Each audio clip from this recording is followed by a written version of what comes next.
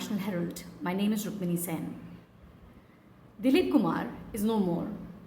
He was definitely our brightest star, one of our finest actors, and undoubtedly the most brave superstar we've had in Bollywood.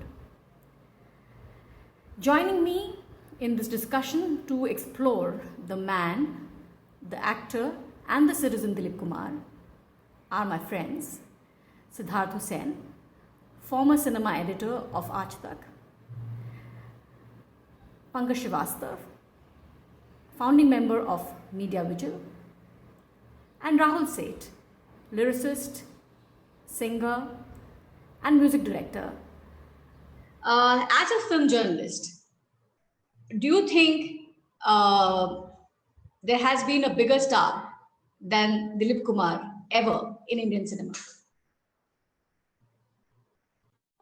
इस सवाल का जो जवाब है ना, ये कहना ही अपने आप में बहुत अजीब है कि नहीं, क्योंकि जब बात दिलीप कुमार की आती है तो ये कह सकते हैं आप कि ये एक तरह का पर्यायवाची है। आप चाहे इंडियन सिनेमा बोलें, चाहे आप ये बोलें कि दिलीप कुमार का सिनेमा, क्योंकि दिलीप कुमार एक इतनी बड़ी शख्सियत, इतना बड़ा कलाकार कि उनके लिए जितना भी कहा जाए कम होगा। मतलब आप इमेजिन करिए, 1944 से शुरुआत की थी जब देश आजाद भी नहीं हुआ था, और 47 में एक्चुअली 44 से 47 तक जो उन्होंने फिल्में की थी उसमें उनकी तारीफ नहीं हुई थी।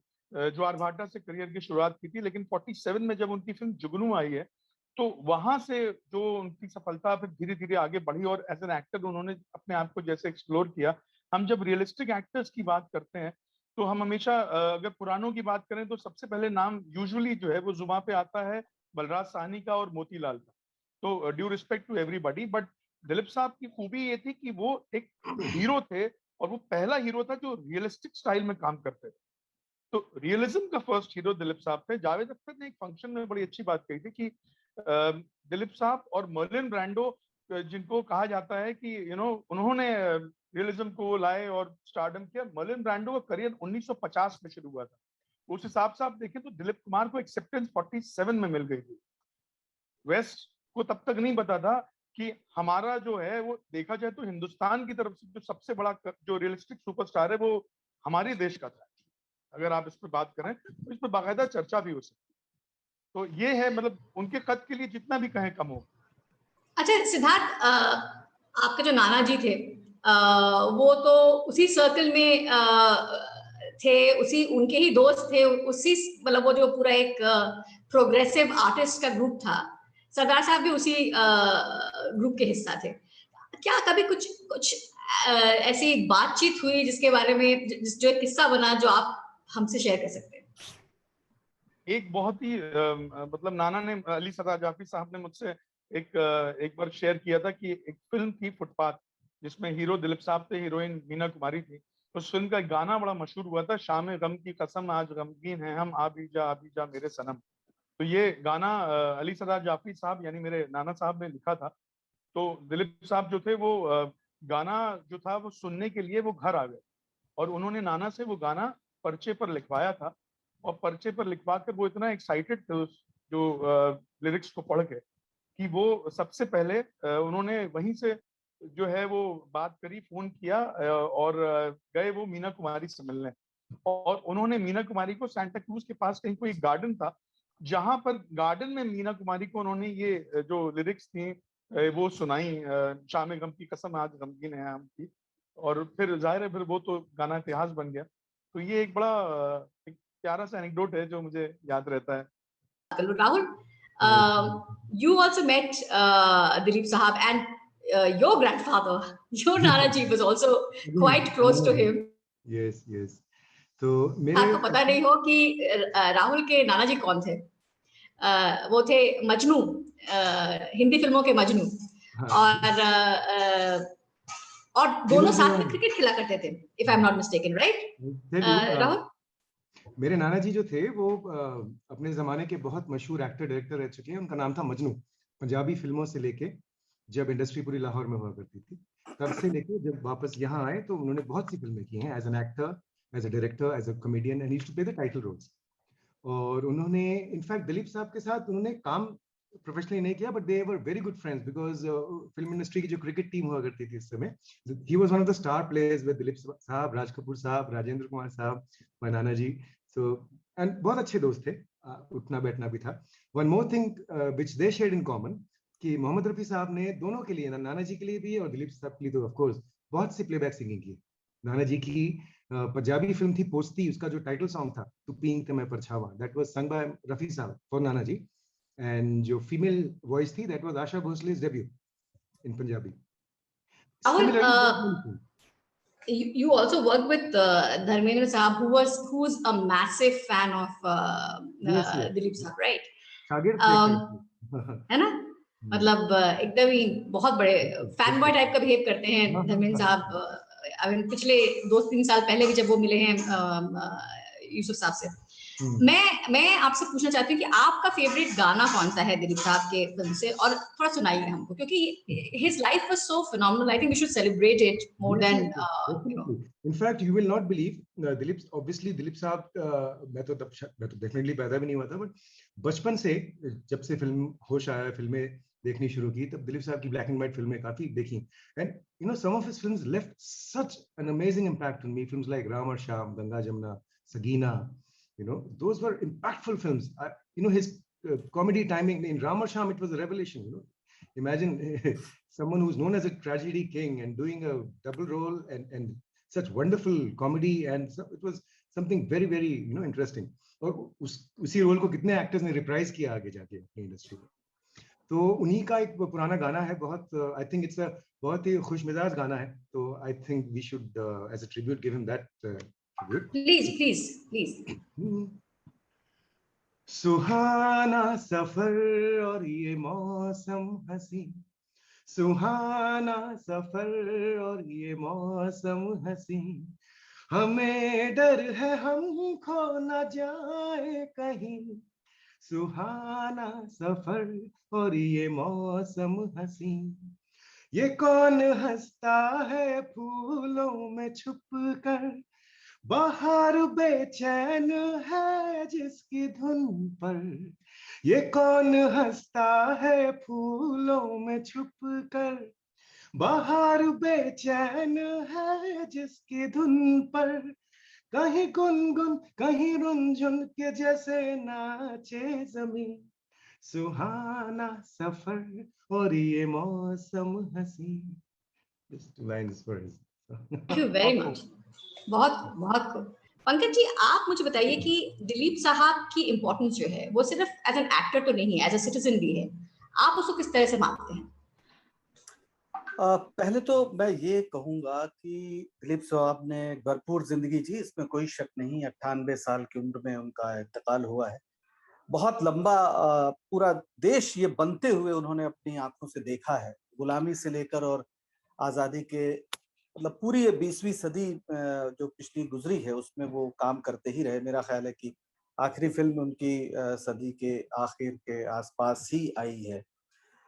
लेकिन असल चीज जो मुझे लगता है एज एन एक्टर, जो अभी साथियों ने कहा, वो बहुत इंपॉर्टेंट है। उनका रियलिज्म, पारसी थिएटर का जो पूरा असर हुआ करता था, आप बहुत ऊंची आवाज में बोलकर, बहुत हाथ पैर मारकर, जो एकदम एक तरह से साइलेंट मूवी से जब बनना शुरू हुआ शुरू में टॉकीज, तो उसमें इसका असर था। लेकिन दिलीप कुमार जब आए तो वो एक ऐसे नायक थे जो न चीखता था न चिल्लाता था, आमतौर पर लगभग फुसफुसाने की हद तक धीमी आवाज में बोलता था। लेकिन उसका असर क्यों होता था? वो असर इसलिए होता था कि वो सादगी के साथ, सच्चाई के साथ खड़ा हुआ होता है।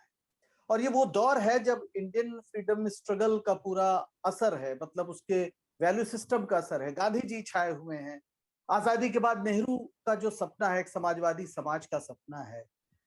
दिलीप साहब की ज्यादातर फिल्में आप देखें तो वो उससे जुड़ी हुई हैं, जहां फर्ज के आगे कुछ नहीं, जो सच्चाई के लिए बड़े बड़े करोड़ों की दौलत ठुकरा देता है। अगर वैसे देखें तो जो बहुत ही मशहूर फिल्म है मुगले आजम, पूरी सल्तनत ठुकराने को वो तैयार है। लेकिन आम फिल्मों में भी जो पीरियड ड्रामा नहीं है, जो सामान्य मेला जैसी फिल्म या तमाम ऐसी फिल्में जहां वो एक गरीब आदमी के पक्ष में, एक लूट के खिलाफ खड़े हुए इंसान के तौर पर नजर आते हैं, और इसलिए पूरा देश उनको, यानी जो समाज में उस समय हो रहा था, राजनीति में हो रहा था, कहीं ना कहीं फिल्मों में, हिंदी फिल्म इंडस्ट्री में जो उस दौर में 40s 50s 60s में जो एक नया सपना था, एक नया इंसान बनाने का सपना था, एक नया समाज गढ़ने का सपना था, दिलीप कुमार उसमें बहुत महत्वपूर्ण ढंग से सामने आए हैं। जाहिर है कि वो एक्टर थे, इसलिए हम उनको नहीं भुला सकते जिन्होंने फिल्मों का निर्माण किया। जैसे अभी अली सरदार जाफरी साहब की बात हुई, उनके गीत की बात हुई, ऐसे ही उस समय आप पूरे प्रोग्रेसिव मूवमेंट से जुड़े हुए राइटर्स को याद करें, आप याद करें उस दौर के सिनेमा बनाने वालों को याद करें, वो सब कहीं ना कहीं किसी के आइडियलिज्म से प्रेरित थे। और दिलीप कुमार, मेरा ख्याल है कि वो इसलिए आखिर के दिनों में शायद बहुत अफसोस में डूबे रहे होंगे, क्योंकि एक तो उन्होंने तेल नहीं बेचा, उनके जैसा सुपरस्टार तो कोई हुआ नहीं, लेकिन वो तेल नहीं बेचते थे और कभी नहीं बेचा। लेकिन फिल्मों में जिस तरह से फिल्म एक ऐसा प्रोडक्ट जिसे किसी भी तरह से बिकना है और जो सिर्फ इंटरटेनमेंट के लिए है, दिलीप कुमार उस लीग के नहीं थे। और शायद उसकी कीमत हमारा समाज भी चुका रहा है, हमारी फिल्में भी चुका रही हैं। और जो फिल्मों का किसी भी एक बनते हुए राष्ट्र में जो भूमिका होती है, जो एक फ्यूडल सोसाइटी से एक मॉडर्न सोसाइटी बनने की ओर जाता है, जिसके पास एक बहुत अच्छा संविधान तो है, लेकिन लोगों की जो कॉन्शियसनेस है वो शायद उसके हिसाब से नहीं ढल पाई है। ऐसे में फिल्मों का एक बहुत बड़ा रोल होता है, हो सकता है और होना चाहिए। अफसोस कि दिलीप कुमार इस मामले में शायद फिल्में बहुत आगे निकल गई, या एक ऐसे दौर में प्रवेश कर गई जहां दिलीप कुमार की जरूरत नहीं रही, और दिलीप कुमार को भी उनकी जरूरत नहीं रही। क्योंकि वो, हम पत्रकार हैं तो हमें नहीं भूल पाता वो दृश्य जब एक फिल्म में अमरीश पुरी उन्हें खरीदने जाते हैं, वो पत्रकार होते हैं, शायद मशाल है या और वो जब खरीदने की कोशिश करते हैं तो गुरूर से और दौलत से चमकते हुए अमरीश पुरी के गाल पर एक तमाचा पड़ता है, वो दिलीप कुमार का हाथ, और उस तमाचे की गूंज मुझे आज तक सुनाई पड़ती। अफसोस है कि हमारी फिल्मी दुनिया उसको भूल गई। और ये नया दौर जो थी फिल्म, वो कलर में वापस रिलीज होने वाली थी, और उसका एक छोटा सा फंक्शन रखा था, तो बहुत ज्यादा पत्रकार वहां मौजूद नहीं थे, लेकिन फिर भी 10-15 लोग थे और जर्नलिस्ट। तो वहां पर मुलाकात हुई थी, वहां पे तब B.R. चोपड़ा साहब भी मौजूद थे, और दिलीप साहब सायरा जी के साथ आए थे, और वैजयंती माला जी भी आई थी। और तो जाहिर है उनका इस्तकबाल जिस तरह से एक मतलब शहंशाह का होना चाहिए उसी तरह से हुआ था।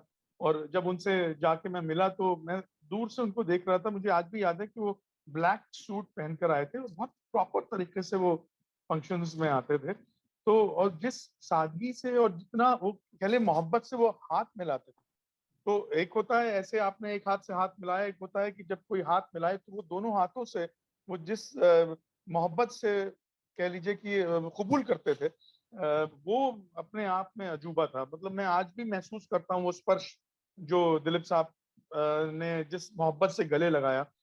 तो वो पहली दफा मेरी उनसे मुलाकात हुई थी, और चूंकि बहुत सारे लोग थे तो ज्यादा बात नहीं हो पाई थी, लेकिन ये उसी वक्त की बात है जब वैजयंती माला जी ने अपनी एक किताब जो थी वो लिखी थी जिसमें राज कपूर साहब का जिक्र आया था। तो सवाल पत्रकार उस बारे में भी कर रहे थे, और एक दौर था जब दिलीप साहब और वैजयंती माला जी की नाइत्तेफाकियां भी हो गई थी, उन्होंने गजब की फिल्में साथ में की थी।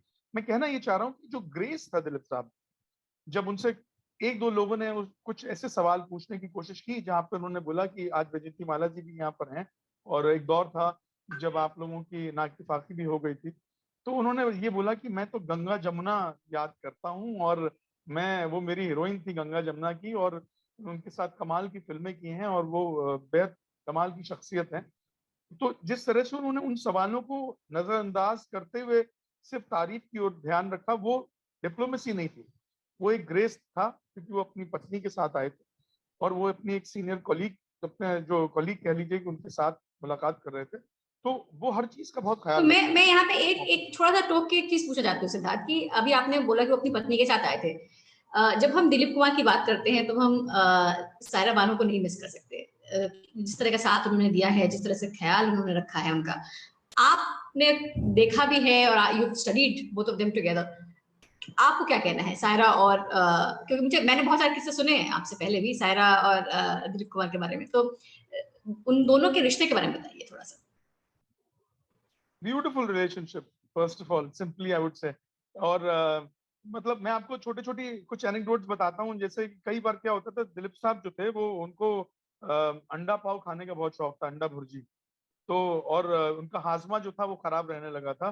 तो कई बार वो अपना गाड़ी में वॉक के लिए निकलते थे कि वॉक करने जाएंगे तो गाड़ी से पहले निकल के गार्डन की तरफ बढ़ेंगे। और ये बैंड्रा जो है वो कार्टर रोड के पास, वहाँ पे एक क्लब है, मैं एकदम से अभी नाम भूल रहा हूँ।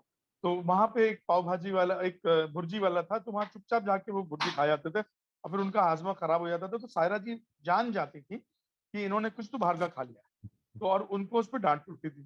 तो लेकिन वो ये मौका जो है वो छोड़ते नहीं थे। अगर कोई समोसा या कोई कटलेट या कोई ऐसी चीज दिख जाए उन्हें, तो वो कहते थे सायरा आ तो नहीं रही है, जल्दी से खा लेता हूँ। तो और ऐसी कुछ प्यार भरी बातें हैं। और सायरा जी ने जिस तरह से उनका ख्याल रखा, ये तो मतलब उसके लिए कुछ भी कहें कम होगा। मगर ये हाँ, जो छुटपुट चीजें हैं वो जो एक पति पत्नी के रिश्ते में एक दोस्ती जो बहुत जरूरी है, और वो दोस्ती उनमें हमेशा दिखी दोनों। और एक तरीके से सिद्धार्थ क्या मतलब काफी मॉडर्न रिलेशनशिप भी थी, है ना? मतलब अमिताभ जया के बहुत पहले दो ऐसे पार्टनर्स जो फिल्म से थे, दोनों ने साथ में काम किया था, दोनों कलीग्स रहे थे, और उसके बाद शादी होती है और साथ में निभाते हैं। उस शादी में कई सारे इश्यूज भी आते हैं इस वक्त पे, पर फिर they negotiate and they stay back. इस पे आप थोड़ा रोशनी डालेंगे? मोहब्बत थी, बहुत ढेर सारी मोहब्बत थी सायरा जी की तरफ से। और ऑफ कोर्स दिलीप साहब भी प्यार करते थे, लेकिन जो सायरा जी की जो मोहब्बत थी वो आई थिंक दिलीप साहब से ज्यादा थी। और इसी वजह से उन्होंने कुछ चीजों को नजरअंदाज किया। और ये अगर आप देखें, उसको ऐसे भी देख सकते हैं, जब दिलीप साहब और सायरा जी की शादी हो गई थी, तो शादी के बाद मधुबाला से आखिरी मुलाकात जो दिलीप साहब की हुई है वो शादी के बाद हुई। और सायरा जी ने दिलीप साहब को भेजा, क्योंकि मधुबाला की तबीयत बहुत खराब रहने लगी थी और लग रहा था कि कभी भी वो उनका इंतकाल हो सकता है। तो तब जब मधुबाला से मिलने गए, तो वो जाहिर है पत्नी की रजामंदी से गए। इससे पत्नी की मेच्योरिटी निकल के आती कि और कितनी वो सिक्योर थी खुद को लेके बतौर शख्सियत। ये पत्नी की मैच्योरिटी वाली बात पे मैं अभी एक क्लिप प्ले करूंगी, जिसमें सितारा देवी गई हैं उनके यहाँ राखी बांधने दिलीप कुमार को, और सायरा से कह रही हैं कि इनसे तो सभी मोहब्बत करते थे, हमने भी की। और उसके बाद जो है और कुछ कुछ बातें बताती हैं कि क्यों उन्होंने राखी बांधी। वो क्लिप हम लोग अभी यहाँ प्ले करेंगे। बात कर देखो बहुत डेंजरस आदमी है, इससे होशियार है ना, हमको बोलते थे। अच्छा सुनो बात सायरा जी, बेटा एक बात बताए, सभी इनको चाहती थी जी जी, अब तुम्हें तो मालूम है। अच्छा हम भी चाहते थे, हम भी चाहते, झूठ क्यों बोले। तो हमने एक सोचा कि ऐसे प्यार करने में मजा क्या है, प्यार वो जो उम्र भर रहे। हमने राखी बांध दी। आपके लाइफ में, बिकॉज आपने तो बहुत सारे किस्से भी सुने होंगे अपने नाना जी से दिलीप साहब के ऊपर, कुछ एनेक्डोट्स शेयर करिए हमारे साथ। एनेक्डोट्स एक तो ये था कि मेरी भी उनसे बहुत ही एक ब्रीफ मोमेंट के लिए मुलाकात हुई थी। ये लेट 90s की बात है। मैं BR स्टूडियोज, इत्तेफाकन अगेन इट्स अ कोइंसिडेंस, जैसे सिद्धार्थ आप BR चोपड़ा साहब के घर पे मिले थे, आई मेट दिलीप साहब एट BR स्टूडियोज, BR का जो डबिंग स्टूडियो हुआ करता था जुहू में। तो I was dubbing for a film, मैं डबिंग भी बहुत करता था उन दिनों। तो मेरी कुछ किसी फिल्म की डबिंग चल रही थी और बीच में थोड़ा सा ब्रेक हुआ, सो आई केम आउट। उसी दौरान दिलीप साहब आए थे। आई थिंक तब BR साहब ऑफिस में बैठते थे वहीं पे, he had his own cabin also, and और आई थिंक कुछ प्रीव्यू था फिल्म का, कुछ देखने के लिए आए थे दिलीप साहब। तो as I entered out of the big dubbing theatre, और वो कॉमन एरिया था, गैंगवे था, वहीं से एंट्री करके, सो आई saw Dilip sahab coming in and as usual he was greeting everybody. तो मैं तो खड़ा हो गया साइड में। फिर जो प्रोड्यूसर थे, जो जिनकी फिल्म की डबिंग कर रहा था, तो उन्होंने जनरली ऐसे ही बोला कि ये राहुल सेठ हैं। उस समय introduce me as a fantastic dubbing artist. तो मैं मिला उनसे। फिर मैंने जनरली, क्या होता है ना कि इतने सालों बाद मैं थोड़ा सा कभी कभी झिझकता था नाना जी का नाम लेने के लिए, because although they knew, but कभी कभी होता है कि आप नाम लो और अगला ना अगर रजिस्टर करे, तो it feels a little embarrassing. तो मैं बहुत डर डर के मैंने बोला कि सर आप मेरे नाना जी को अच्छी तरह जानते थे। और हाँ, कौन थे आपके नाना जी बताइए? मैंने कहा सर एक्टर मजनू। तो ही लुक्ड एट मी, आप मजनू साहब आपके नाना जी थे? You mean to say Harry? अच्छा, thing is my nana ji is real, he was really a Christian, his name was Harold Lewis. So in the industry, everybody knew him as Harry, all his colleagues, all his friends. So he said, "Oh, Harry, oh, you're Harry's grandson. Wonderful, what a man." और तारीफें शुरू कर दी उन्होंने, wonderful friend, wonderful actor. फिर उन्होंने literally मुझे गले लगाया, बोला you know you're so lucky to have such a lineage। and तो मैंने कहा, then I told him I'm into music also, I'm into, तब नया नया मैं आया ही था तब, you know, so he blessed me, he gave me his blessing, he said मेरी दुआएं आपके साथ हैं, आप खूब तरक्की करो, खूब नाम कमाओ अपने नाना जी की तरह। और and then obviously it was a very brief interaction, but I still remember, you know, those blessings I think are still working. And thank you very much.